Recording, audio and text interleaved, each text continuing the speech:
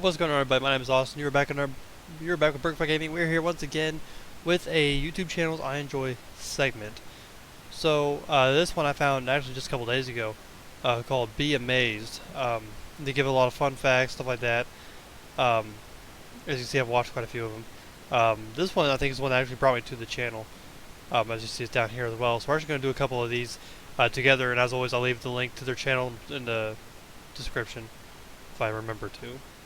Whether you live in a cozy suburban semi or the depths of the Amazon, knowing how to survive a perilous situation is essential. There's no tougher way to test your survival know-how than escaping a death trap. A healthy diet of Bear Grylls, Indiana Jones, and the Saw franchise may have left you quietly confident that you're able to outsmart a death trap. But today, I'm putting that to the test. Join me now as we dive into the deadly depths of booby-trapped temples, using every bit of knowledge and instinct you have in order to survive. I don't have any knowledge. I just have it's not Number 10. The Three-Door Pit. Your lust for treasure, adventure, and mystery has led you to a crumbling temple in the depths of the rainforest. But after only a couple of steps, the floor falls away beneath you. You find yourself in a concave pit extending upwards into 4 square walls. On 3 of the 4 walls, raised 3 feet off the ground, are 8-foot-tall stone doors. Behind each door is a passage blocked by an obstacle. One door contains a trap which will fire non-stop arrows in your direction from the entire area of the door for 20 seconds. The door opposite contains a healthy, yet very hungry, aggressive grizzly bear. The door between the others contains a giant Indiana Jones-style boulder on a slope ready to roll into the pit. There are 3 levers on the ground before you. Each opens 2 doors, which will open upwards. You may only push 1 lever. Which door combination do you choose? A. Boulder and bear, B. Arrows and boulder, or C. Bear and arrow?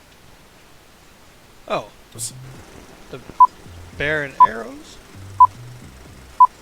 What are those bear and arrows?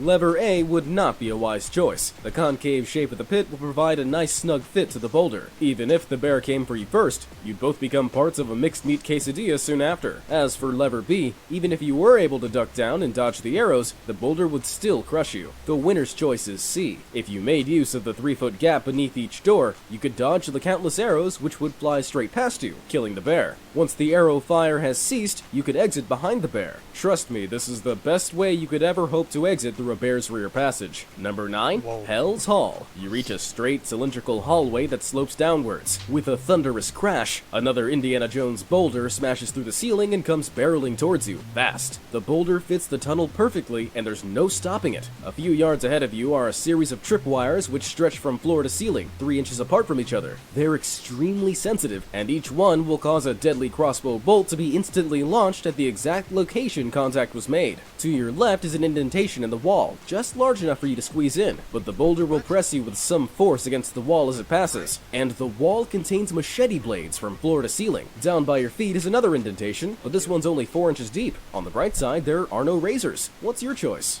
A. Attempt to squeeze between the tripwires, B. Press yourself into the blade wall, or C. Lay down in the floor pit. I gotta go with the blade wall. The floor pit would kill me, and so with the machete thing. Even if you could somehow miraculously squeeze yourself through a 3-inch gap between the tripwires, the time necessary to do so would leave you with a severe case of the boulder blues. Besides, you'd probably set off the crossbows long before that. As for the shallow floor pit, the 4-inch depth means, unless you're incredibly skinny, you're on a one-way train to Pancake City. That leaves the wall of blades, which seems crazy, right? But most blades cause damage due to the microscopic serrations on their edges, which dig in and pull against materials like saw blades. This requires a ripping slicing motion, and if you were being pushed against the blades without moving up or down, there's a good chance you'd be okay. That's why magicians can sit on a bed of nails without becoming Swiss cheese. Number 8. Spike Showdown. The boulder crashes past through the tripwires, clearing the path. You enter a room with a very high ceiling, well over 50 feet. Suddenly, rocks fall from the ceiling, trapping you in an area around 12 feet in length. To make matters worse, sharpened iron poles have emerged from 12-foot sections of the walls around you and are closing in by the second. You can spot a gap at the top of the closing walls, but no clear way up. The spikes are separated by about 10 inches, but for every empty gap in one wall, there are spikes in the other to fill it. The spikes run from floor to ceiling, and the walls aren't stopping until they come together. Pick a direction and act fast. A. Drop down to the floor. B. Stand perfectly still. Or C. Run toward the spike wall like a maniac. I guess run for it. I don't know. It's the only option that's not going to kill us immediately. Now is no time to lie down. Remember, for every empty space on one wall, there's a spike on the other to fill the gap, from floor to ceiling. No matter how good your contortion abilities are, once the walls come together, you'll be impaled and crushed. Don't depend on a miraculous malfunction either, but if you're perceptive, you can see the spikes form a stairway upwards. Being made of iron, they're sturdy enough to climb, meaning you can run over and clamber quickly up and out of harm's way. Ooh, looks like you got a nasty cut on the way up there, but it's better than dying. Number 7, sink or swim. You happen upon 3 tunnels, each stretching far into the darkness. None of the tunnels have a visible floor, instead consisting of deep liquid-filled pools. You'll have to venture down one of the tunnels, but which is least likely to send you to your death? The contents of each are A. Linolenic acid, B. Cornstarch mixed with water, or C. Blood. Blood. Acid's bad. The cornstarch thing will just trap you.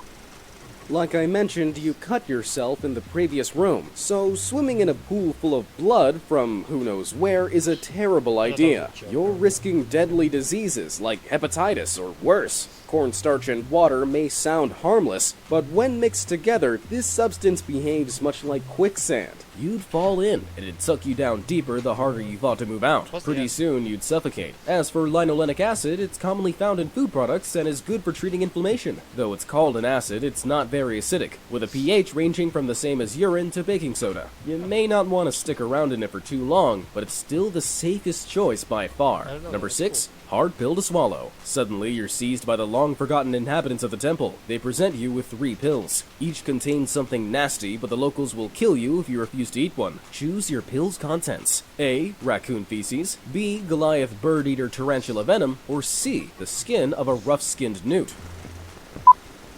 I guess I'll take the fucking rat shit. Raccoon shit, I guess. I don't know, man. The rough-skinned newt's skin contains tetrodotoxin, which is deadly to humans. Raccoon feces is more than gross. It commonly contains a deadly parasite known as raccoon roundworm, which burrows into brain tissue, eventually killing you. Bird-eater venom, surprisingly, is not all that dangerous to humans. Besides, venom's worst effects occur when taken directly into the bloodstream, so swallowing it would lessen the already minimal effects. Number 5, acquired tastes. The temple people present you with 3 plates and won't take no for an answer. Forced, do you eat A. A plate full of pretty legumes called rosary peas, B. Locally prepared pufferfish liver sushi, or C. Maggot-infested cheese vile enough to be illegal? I guess give me the sushi. Yep. No, pufferfish are bad. Give me the peas.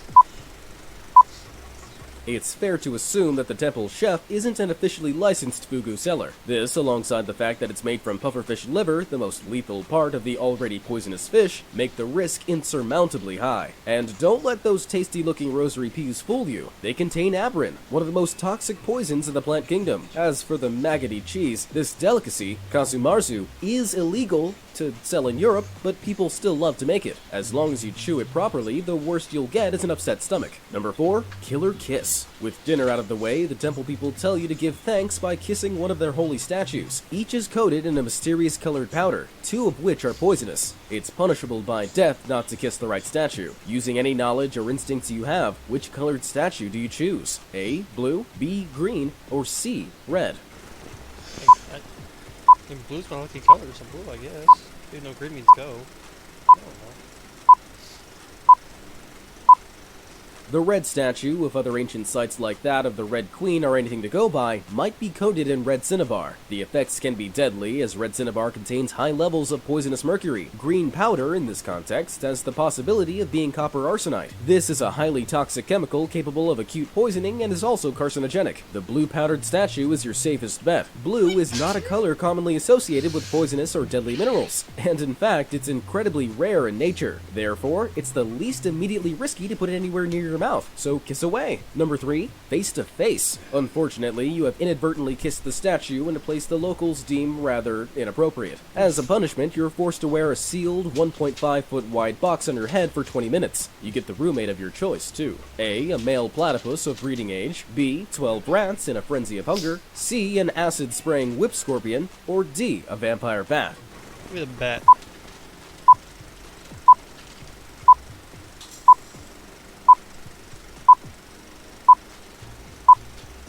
Cute though it seems, a breeding male platypus is armed with venomous spikes on its arms. If he decides to attack you, his venom is potent enough to cause rapid swelling, and you could soon find your airway sealed. Equally, it wouldn't take much to convince 12 hungry rats to strip you to bone. Vampire bats may be tiny, but they commonly carry rabies, and a bite from one of these could leave you dying in one of the worst possible ways. Rabies leaves you physically unable to drink water, and slowly drives you insane on your journey to death by dehydration. The whip scorpion, while dangerous sounding, is actually perfectly safe. She may pinch you a little and possibly spray you with acid, but her acid is similar to vinegar, and it's unlikely to do any real damage. Number 2, final punishment. The locals call for your execution. There may just be a way to survive if you're extremely resourceful and aren't afraid to take a little damage. During the ritual, they hand you a nicely decorated, thin, hollow bamboo stick with a sharpened end, no more than 4 inches long. You may use this as you see fit. They give you 3 choices for how to die. Which one will allow you to live? A. Fight to the death against 5 angry panthers. B. A container around your head, locked in place and sealed at the top of your neck, which is filled with water for an hour. Or C. 48 hours in a 15-foot deep, 10-foot wide pool with no edges to cling to, with 2 box jellyfish added in every 10 minutes. I guess the box. You can stab through it. Every inch of a panther's body is evolved to kill with maximum efficiency. Unfortunately, a 4-inch stick won't count for much against 5 panthers. As for the pool, it's unlikely that you'd survive 48 hours without becoming exhausted and drowning in the first place. With the addition of a large quantity of the world's most venomous jellyfish, whose long tentacles can easily kill or at least paralyze a human, your chances are essentially 0, as are your chances for the watery helmet. But there is a way, and it isn't pretty. Using the sharp, hollow bamboo stick and avoiding your main arteries, it's possible to create a breathing hole in your own neck. With your head submerged, you can jab between your tracheal cartilage, fashioning a makeshift tracheotomy. This will allow you to breathe, which is better than being dead. Pretty horrible though. Number 1. Prophecy. The locals are in disbelief. No one's ever survived the execution before. They offer to let you go free if you can work your magic once more and convince them you have godlike prophetic powers. One of the temple people will die the next week. But who? A. Far Out Frank, who is sweating, drooling, and vomiting after injecting tree frog poison into his arm. B. Chuckling Charlie, who can't stop laughing since eating a chimpanzee. Or C. Arachnoid Annie, who was bitten by her huntsman's spider and is complaining of an irregular heartbeat and nausea. What about the laughy guy? Even though I think it's A, I think B is going to be the one they're going to choose. So, yeah. Far Out Frank's odd practice is a tradition among certain Amazonian hunters, and the symptoms tend to give way eventually, supposedly improving his focus for the hunt afterwards. Annie's irregular heartbeat and nausea are common side effects of the huntsman spider's bite, but that's about as bad as they get before going away. But Charlie, it turns out, is headed for the graveyard. Uncontrollable laughter is a symptom of the degeneration of the brain, which can be caused by consuming proteins known as prions. These are often deadly and are usually ingested during the consumption of primate brain matter. And Charlie chomped a chimp. If you guessed it, enjoy your freedom. Boy, that was tricky. Did you crack these tricky riddles? Or did you fall at the first? Okay.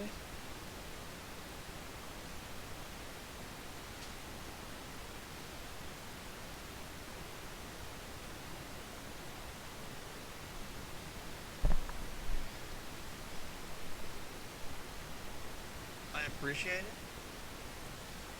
Come here. I've told you about this, you should ask first. I'm not hungry right now. If you want to save it, I'll eat it later. Or just... That's my fucking problem.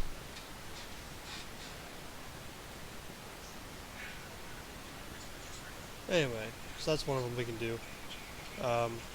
We'll try to do all of them while I'm still here. I've already done that one, so I won't do that one because I've already beaten it. And I actually got all those right for once. Do you have what it takes to outsmart hideous hybrid creatures, survive the open seas, and find a meal in the most desolate of locations? In a survival situation, the slightest error of judgment could cost you your life. For the ultimate test of your ability to think logically, join me now on a journey through 10 riddles you must solve to stay alive.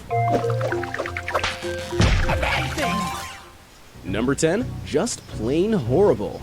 Picture this. You're on an airplane cruising above the Amazon rainforest. Suddenly, Right. one of the plane's engines explodes, Oh, no. and you're sent plummeting into the rainforest below. You hear an almighty smash as the plane's windscreen hits the canopy, followed by the rest of the plane. By some miracle, you're the sole survivor of the disaster, but that doesn't mean you're safe. The plane is perched in an awkward position, split in half, and you're at the front. The cabin is filling with smoke. You can barely breathe, and you feel an intense heat coming from behind you. You need to make an exit fast, using one of the items scattered on the floor around you. Do you pick up A, a hot water bottle with a fluffy wool cover, B, a small fire extinguisher, or C, an inflatable polyester neck pillow? I guess the fire extinguisher to put out some of the fire, I guess. It may be hot though. Maybe the water bottle. I think it's fire extinguisher. Firstly, if you even manage to locate the raging fire, you'll suffocate long before you're able to put it out using Oh, the fire damn. extinguisher as the fuselage is blocked. As for the neck pillow, anything made of plastic is to Oh, be it is. avoided around fires. Plastic can melt onto your skin, causing third-degree burns. That leaves the hot water bottle. If you remove the wool cover and pour some of the water onto it, you'll be able to use the wool as a makeshift gas mask, which will allow you to breathe in spite of the smoke for long enough to figure out a way out. Your I best know that. shot is through an emergency exit, but if those are somehow blocked, make your way into the cockpit. After all, you heard the windscreen shatter, so you may be able to climb out. Number 9. Amazonian Prime. You may be free from the choking smoke, but as soon as you step out, you find yourself in the custody of one of the Amazon's most remote tribes. The chief insists that you eat one of their signature dishes, or he'll take offense and skin you alive. Do you choose A, a plate full of monkey brains, B, a poisoned dart frog raised on crickets and mealworms, or C, a white mushroom with thin white gills? I guess I'll go with the mushrooms. I know the tree frog's poisonous, and I know the monkey brain's poisonous from the last one. From the last episode, so we'll try the mushroom. Thin white gills, while present on some edible mushrooms, are also found on some of the most toxic mushrooms in the world. The risk is too high to eat an unidentified it's wrong. mushroom of this kind. Monkey brains, like human brains when eaten, can cause a disease called kuru. Kuru is incurable and can be caught from infectious proteins in the brains of monkeys and humans, and result in neurological deterioration and eventually death. Some victims even die in a fit of hysterical laughter, so your only option is the poisoned dart frog. That's okay though, because the poison in these usually lethal amphibians comes from their usual diet of poisonous insects. Raised on a diet of crickets and mealworms, this frog is going to give you an upset stomach at most. Number 8.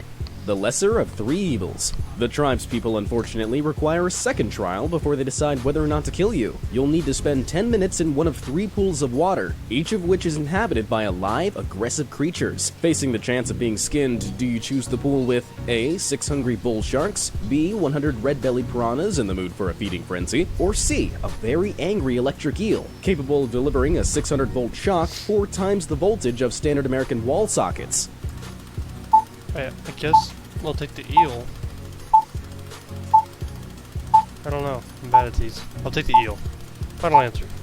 Bull sharks are among the most aggressive sharks in the world, and they can reach almost 700 pounds. If 6 of those take a fancy to you in the water, you're fresh out of luck. As for the piranhas, they wouldn't necessarily bother you normally, but in a unified feeding frenzy, they've been known to take down predators as large as cattle and humans. The electric eel, while capable of delivering a 600-volt shock, only does so for around 2 milliseconds, and with a current of around 1 amp. This may hurt, but it's very unlikely to kill you. It may come as a shock, but this guy is your best bet. Number 7. Something fishy. For the final trial, the tribespeople take you to another pool of water, this time filled with lots of tiny, fast-moving fish. They tell you to catch one of the fish using only your t-shirt and the products of your body. Do you use A, urine, B, spit, or C, a tuft of your own hair?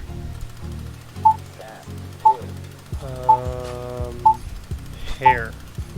It's a guess. I'm going with hair. Final answer.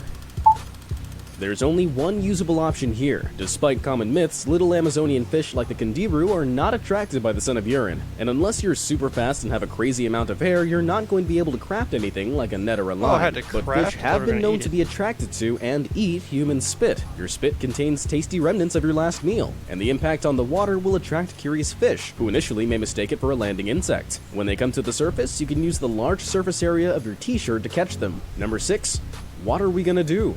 Despite your success in the trials, the tribesmen have decided they don't like you and have stripped you naked and thrown you into the river, which flows out into the ocean. Now, thrown out into the sea by a rip current, you're running out of energy fast, and you can feel unseen creatures bumping against your legs. Luckily, you spot a rucksack floating in the sea. You open it up, but a pesky albatross steals it and flies away to the distant shoreline. You only have time to take one item from the bag. Which would benefit you most? A pair of jeans, B, a hammer, or C, a pair of binoculars?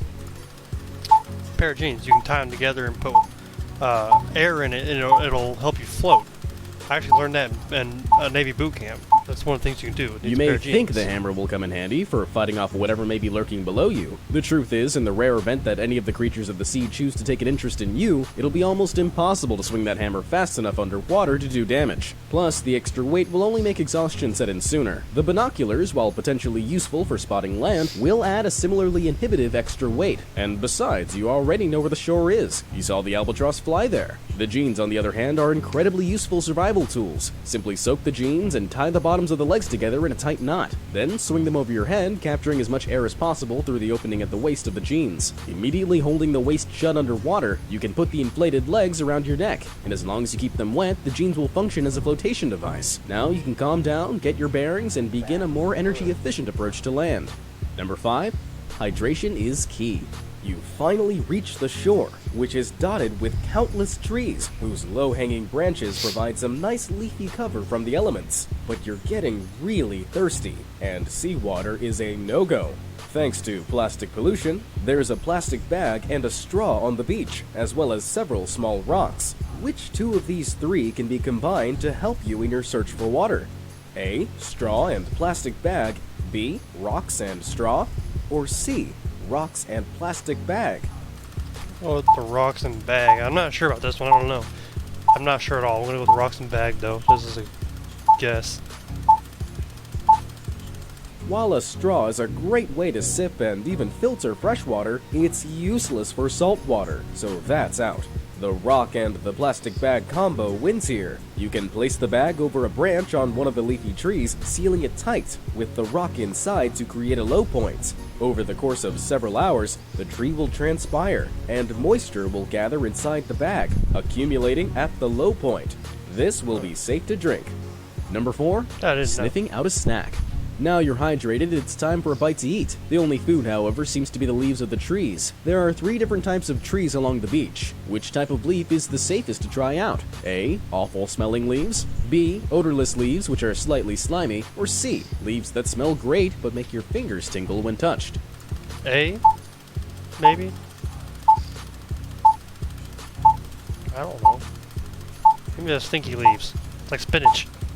This one can be solved by referring to the universal edibility test. Firstly, aromas are one of nature's biggest warning signs, and the general rule is if it doesn't smell good, don't eat it or it'll hurt you. With the stinky leaf off the list, the pleasant smelling one is the next to go. Tingling, itchiness, or numbness on the skin are a sign of a potentially poisonous plant. Definitely not something to put in your mouth. As for the slimy, neutral-smelling leaf, this is your best bet, as even though the sliminess may imply that it's become slightly rotten, the risk factor is smaller than the others. Number 3, just a nibble? So you've made your decision on which leaf will keep you fed for now, but there's still a big risk to eating a wild leaf. Then again, starvation is approaching, and you'll need energy to even seek alternatives. Should you A. Eat the leaves until you feel full, then venture out to explore for help? B. Just eat a handful to be cautious, but still get some calories? Or C. Eat only a minuscule amount, nowhere near enough to energize you, and wait a few hours? C. Eat a little bit, take a nap, and then you'll be good. I don't know.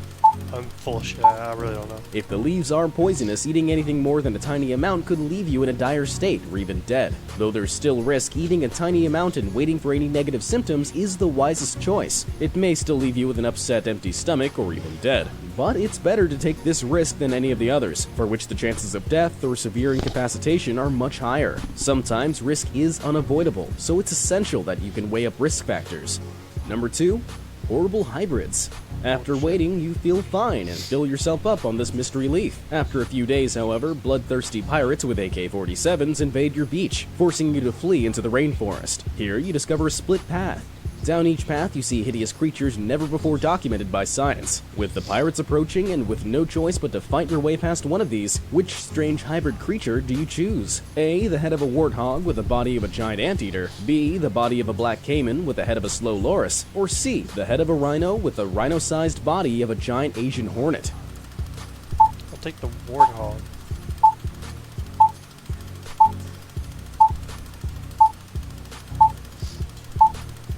While the first option might seem harmless, giant anteaters have extremely dangerous 4-inch claws capable of fending off jaguars, and its warthog head would have little trouble goring you with its tusks. As for the second option, while a slow loris might seem cute, its bite is laced with a venom toxic enough to kill humans. Plus, if it whips its huge crocodilian tail at you, as caiman are prone to do, it could easily break bone and even kill you. While giant Asian hornets are capable of killing humans, one the size of a rhino would not be able to get enough oxygen into its body tissues to be able to move or even survive. This is why we don't have giant insects on Earth anymore.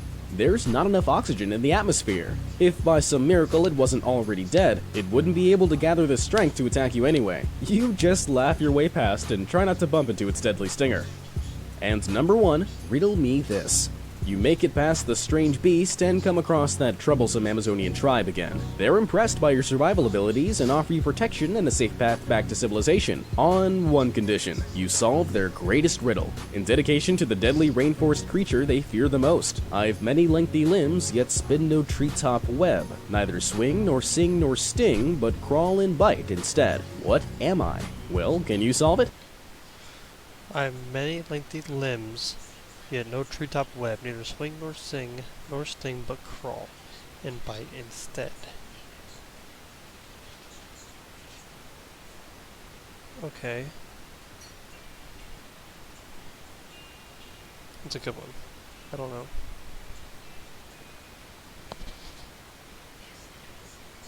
Many lengthy limbs,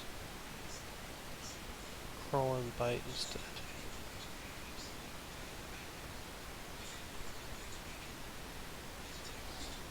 I'm thinking a snake, but a snake doesn't have many limbs. I don't know. Let's see. This one's up to you. Put your answer in the comments below and tune in next time when I reveal the true answer. And don't forget to tell me how many of these riddles you survived in the comments down below as well. Thanks for watching. He's not even gonna tell me about the next one. That's stupid. I gotta go to the next one.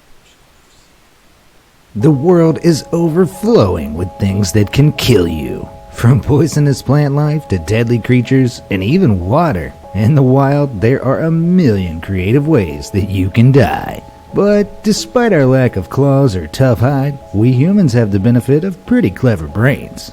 But would yours be smart enough to solve these riddles and save your life? Who knows, you might even learn a thing or two along the way. Number 10. Big Trouble. Picture yourself in the scorched plains of the African savanna. To your left, a dried out tree rises. To your right, the land drops into a steep valley. In the distance in front of you, lions roar and fight over the last bit of gazelle. But you've got more important issues on your mind. You see, you've just bumped into the back end of a 17-ton African bull elephant, and he isn't too pleased about it.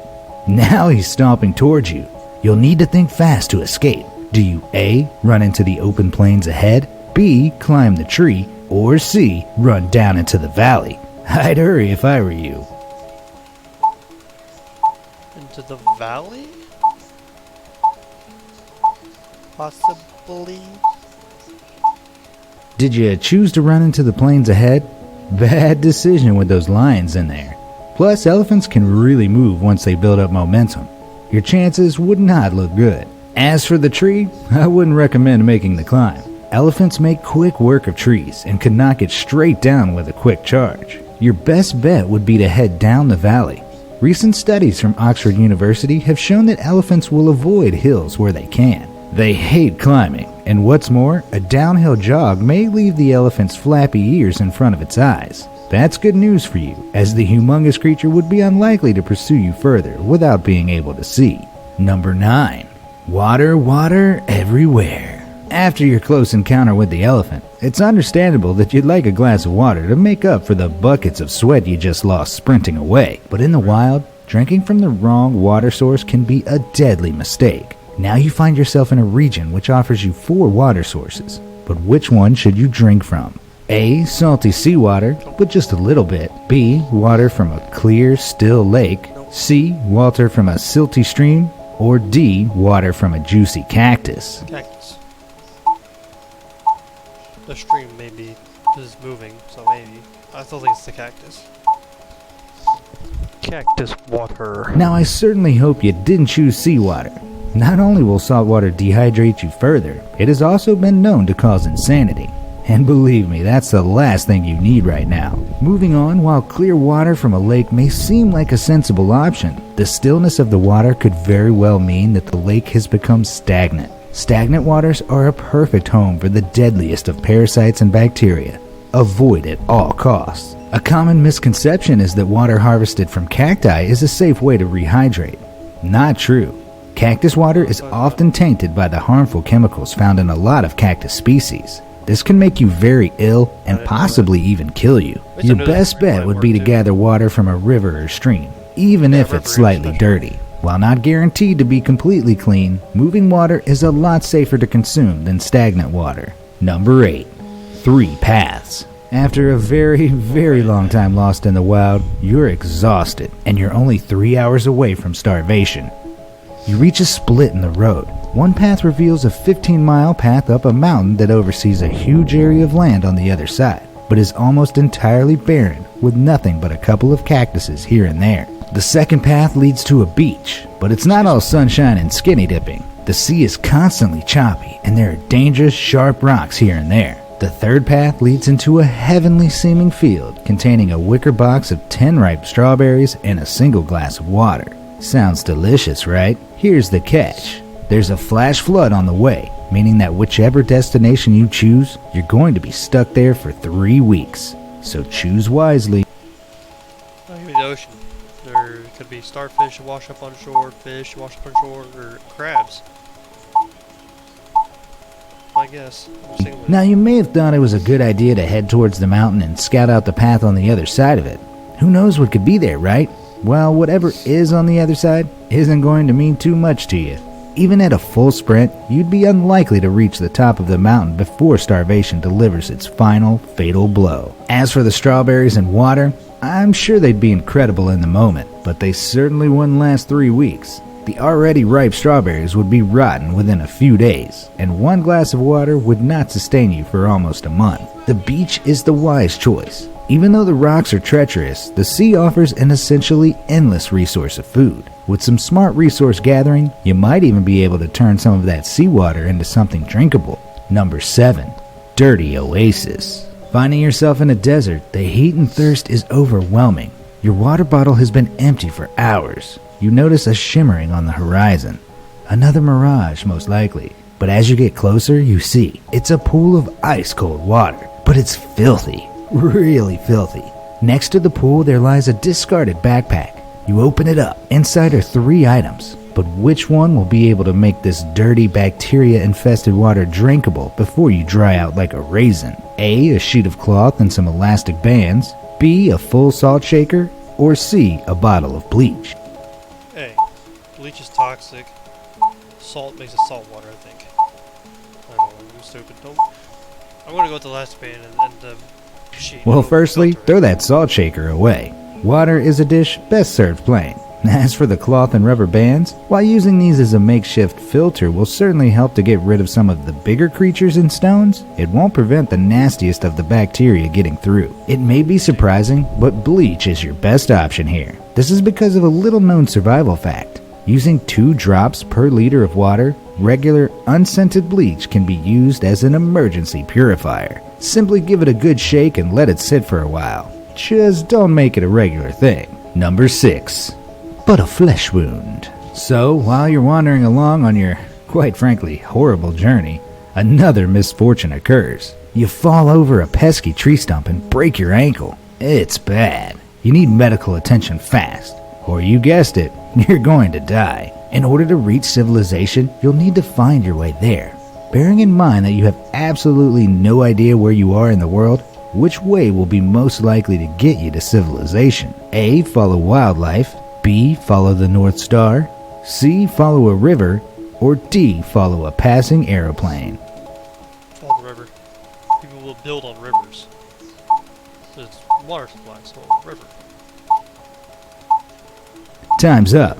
Let's think about this. Following wildlife may lead you to people, if you were in a national park.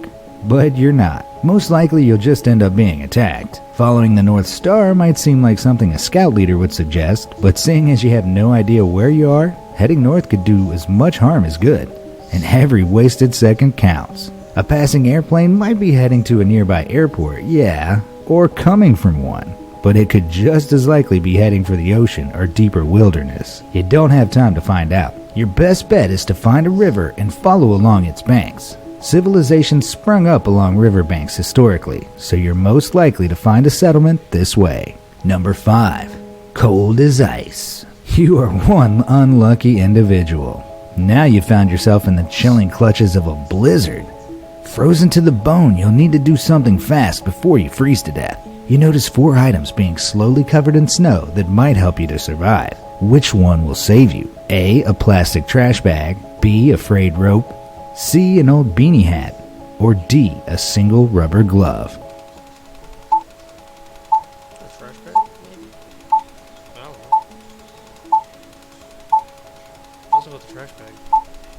A rubber glove might be useful to collect water, but that's the least of your concerns right now. An old beanie hat might give your head some warmth, but it'll get wet quickly. And what about the rest of your body? You'll freeze out in the snow. The frayed rope may help set a trap, but food is the least of your concerns right now.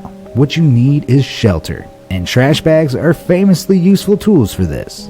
In a flash, you can open the bag wide, spreading it between 2 trees, and you've got yourself a makeshift shelter from the elements. Or you could curl up and wrap it around you like a makeshift blizzard bag. It's waterproof, meaning you'll have a chance to dry off, and it'll even protect you from the cold wind. Trash bags are a must for any wannabe survivor. Number 4.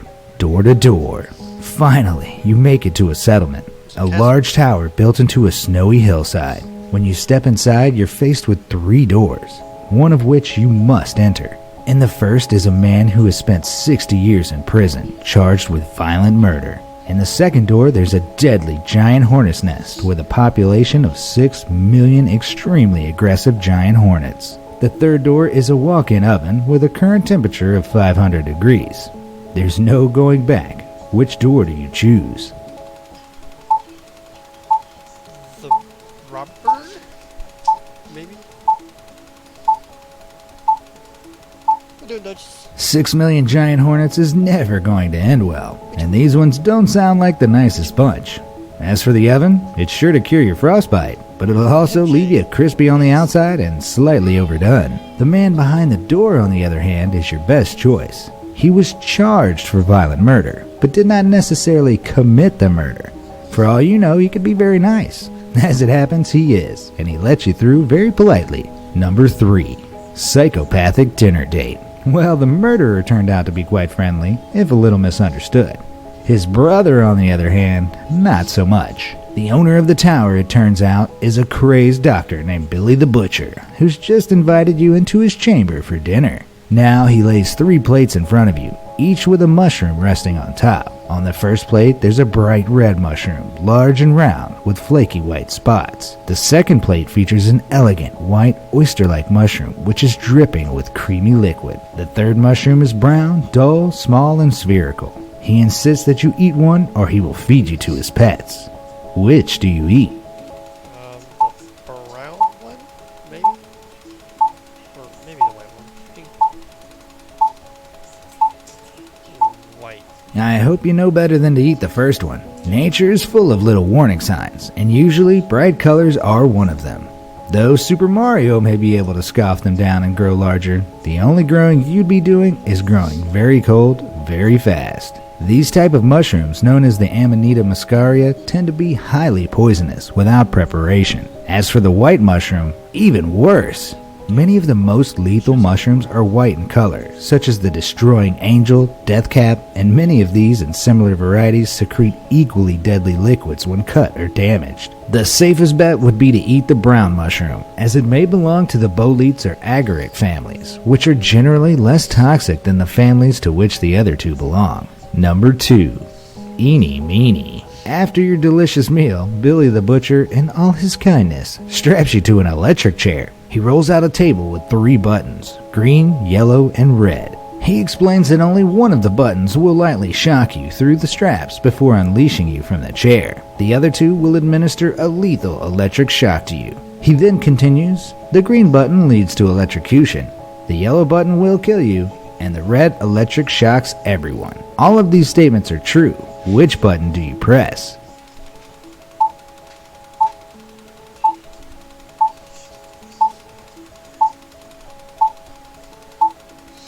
Red.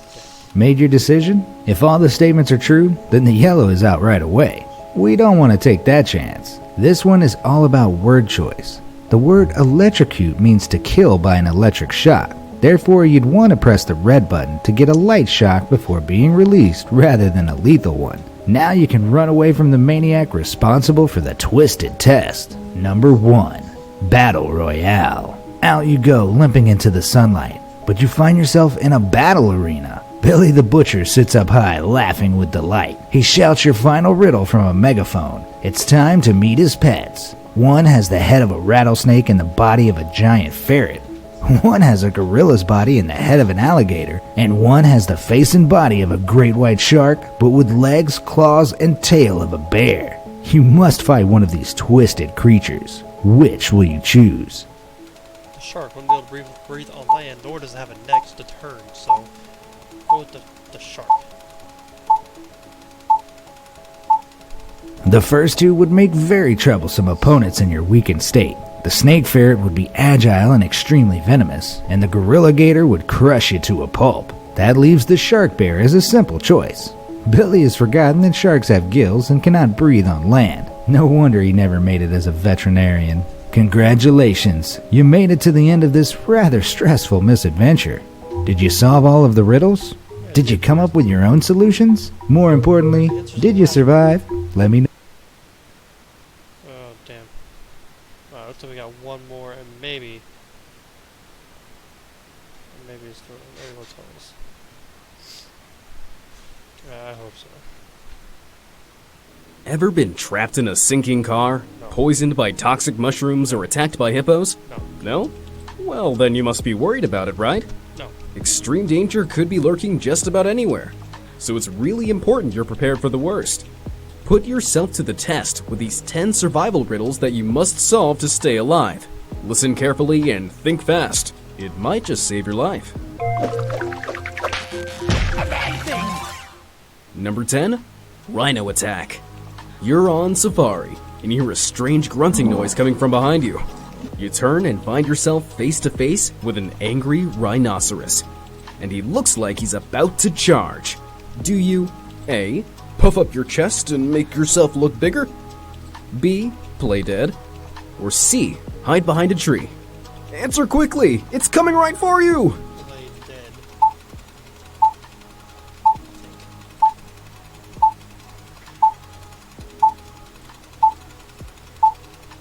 Now let's see if you'd survive.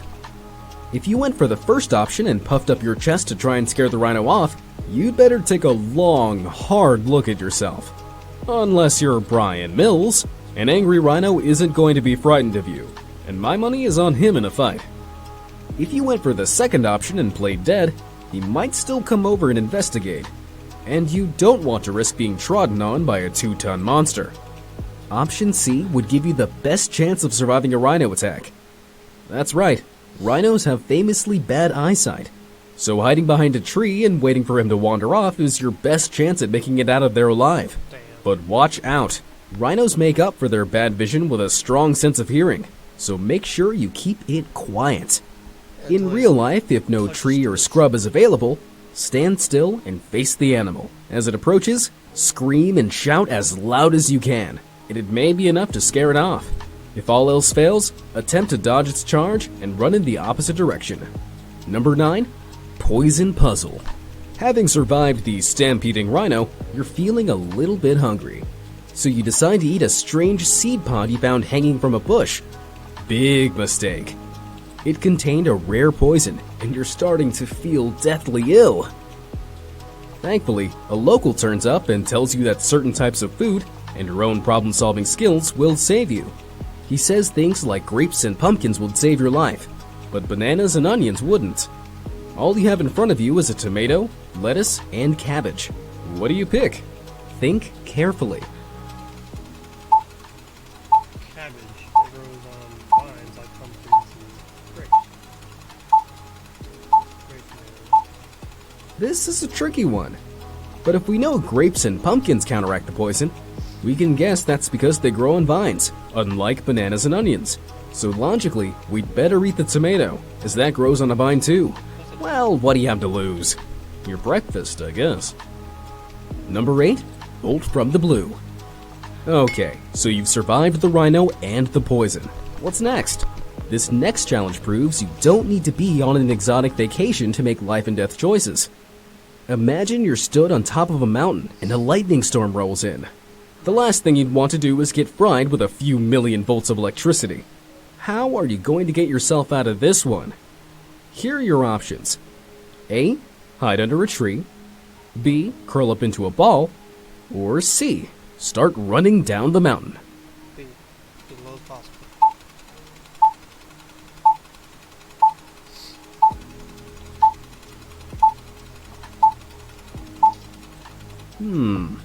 Well, if you answered hide under a tree, you'd better think again. That's the last thing you'd want to do. Lightning always strikes the highest point, so standing near a tree would just increase your chances of getting burnt to a crisp. Curling up into a ball would be better than nothing, but the best option is C, as long as the mountain isn't populated with tall objects. Start heading down the mountain and get yourself away from danger. Until you trip, fall, and break Number your 7, face. Death Valley. Now imagine you're in a desert. You're all alone with just a few supplies and a bottle of water. It's not enough to last very long and you need help. What's the smartest way to find help and survive the scenario? A. Head off and try to find water as soon as you can. B. Take your clothes off to cool down and ration your water. Or C. Rest under a nearby tree and wait. I'll rest under a nearby tree, I guess. What I can do is get really bad burns. Take your shirt off. I guess that might work. Ration your water. Let's go through the answers. If you picked the first option and just walked straight out into the desert, you'd very likely just get lost and die of thirst in the hot sun. Sorry. And if you took your clothes off to try to cool down, you'd get a bad case of sunstroke.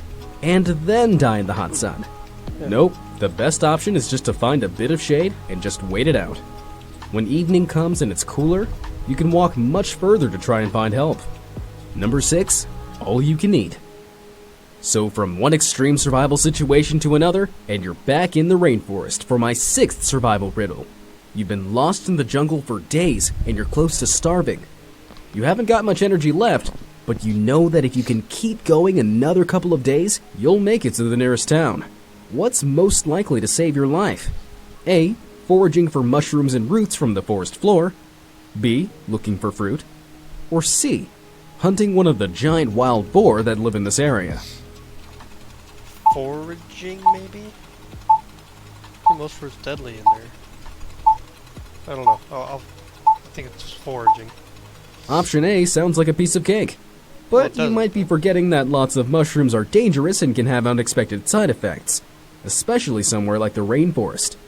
Some mushrooms are so deadly, even a couple of bites can kill an adult. So unless you're an expert, foraging for mushrooms might be a meal that bites you back. Option C is also off the menu. Hunting a wild boar isn't a safe thing to do in an emergency. Those huge angry pigs could leave you seriously injured, as well as lost and hungry. Your best bet to save your bacon is to go for option B. Fruit is safe to eat and should keep you going until you find civilization. Now that's food for thought. Number 5, Towering Inferno. We're halfway through our survival riddles and things are really heating up. Your luck's going from bad to worse. as you've somehow found yourself on the 38th floor of a burning building. The building will collapse in a minute, and the room you're in is filling with smoke. You'd better pick an escape route, and fast. A. Take the stairs and hope you can make it. B. Jump out of the window even though you know it's too high. Or C. Take the elevator, even though there's a sign on it that says do not use in case of fire. I guess the stairs.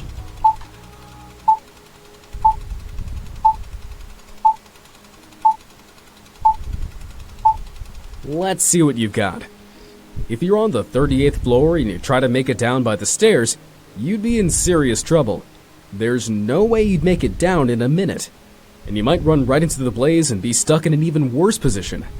As for jumping out the window, well, that's just certain death. In an extreme situation like this, it might be time to break the rules. So ignore that warning sign and risk the elevator. Sure, it might not work out, but if you're going to die anyway, maybe it's worth a shot. Number 4, Castle Tough Choice. You're trapped in an abandoned castle. The lights are out and nobody's home. Only the wind and the sound of ghosts whistling through the empty window frames. There are 3 doors that lead back out to safety, but each promises to kill you in a different way. The first door leads to a room full of deadly snakes and spiders. The second door just leads to a sheer drop with spikes at the bottom. The third door opens to an electrified moat. Which do you choose? Snakes and spiders. By then they would have been dead, I think. Been in there with no food forever. You're sure to meet a sticky end if you pick the first door. You'd make a tasty meal for a giant jumping spider or boa constrictor. The second door is an obvious no-no. I don't know any survival tips that would help you survive a long drop onto some metal spikes. The solution to this riddle is through the third door that leads to the electrified moat. If you listened carefully, you would have noticed that this is an abandoned castle. The lights are out, and nobody has lived there for years. So the likelihood the moat is still being electrified is pretty low. So just check the power's gone out and you can swim across to safety. Number 3, Dead in the Water. Don't let the solution to the last riddle fool you. Water is often not your friend. Imagine you are driving home one day when you crash your car into a river. Oops. You have 3 options to save your life. Do you A. Open the door to escape, B. Wind down the window and let the water in, or C. Stay in the car and wait for help? B. B, B, B, B, B, B, B, B, B, B, B, B, B, B, B. Pretty sure it's B. B, B, B, B. Let's start with the last option. Are you crazy? You're trapped in a sinking car. Nobody's gonna come in time. You have seconds before you drown, so you need to act now. As for the first option, if your car is underwater and you've tried to open the door, you'd very quickly discover it's impossible. The weight of the water on the other side would be far too heavy for a normal human to move. So unless you're Superman, I strongly recommend you go for option 2. Roll down the window and let the water in. This might sound stupid, but it'll equalize the pressure inside the car. When the pressure inside and outside the car is the same, you'll be able to open the door easily and swim to the surface. Number 2, Gamble in the Grasslands. You're back on safari again, and this time you've gotten lost and are at a crossroads in the middle of nowhere. Which road do you not want to walk down?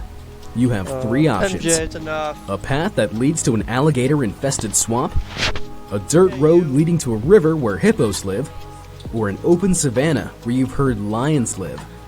Which do you choose? I don't know, I was talking to the cat.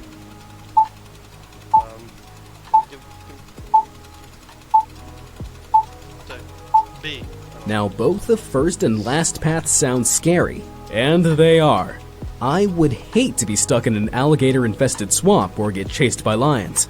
But according to the facts, the path you really want to avoid is the second one. That's right. Hippos kill between 2,000 and 3,000 people every year, which is much more than both alligators and lions put together. Hippos might look slow and stupid, but they're well known as the most dangerous animal in Africa. If you get in a hippo's way or it thinks you're threatening its babies, then you're done for. They're big, heavy, aggressive, and they can run much faster than you. there's not much that will stop an angry hippo stampeding towards you. So this isn't a question of what's the best option, it's a case of avoid that hippo. Number 1, Professor Evil's Lair. We're back with our old friend Professor Evil, this time in his secret mountain base. He's locked you in a holding cell where there are only 3 ways to escape. The first door leads to his latest secret weapon, a chamber made of mirrors, with a laser pointing into it that channels the sun's rays and fries anything inside. The second door leads to Professor Evil's chemical weapons lab, and entering without a biohazard suit would kill you in seconds. The third door leads straight to his evil staff room, filled with crazed henchmen who are so bored, they'll just kill you for fun. Which do you choose?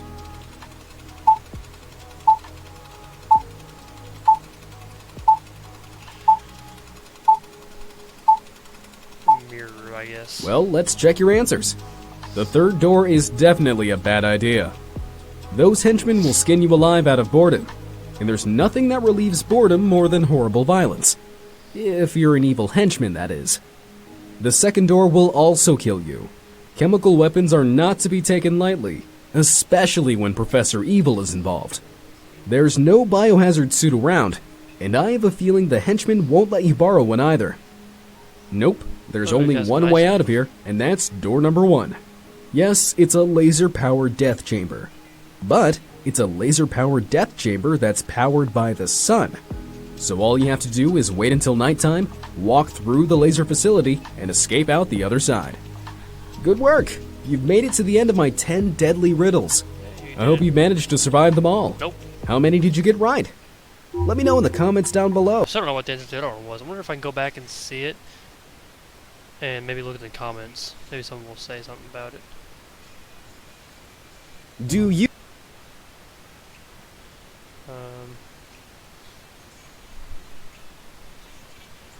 And we get the final one. What's the answer? Oh, the answer's here. Oh, I know it's not. Crab, fire ants. Snakes don't have legs. Fire ants sting.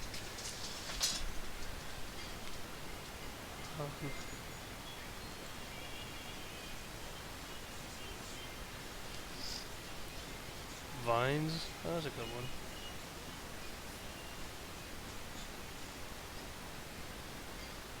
Be amazed at the reply either.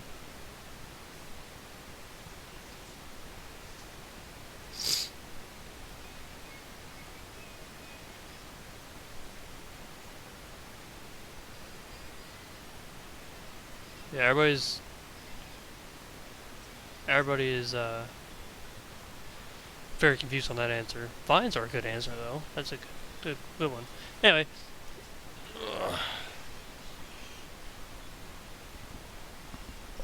I'm going to get up for a while to find something else to do for a little bit. So, as always, like the video, please like, subscribe, and suggestions, give me tips, comments, put in the comment section below, and I'll see you all in the next episode.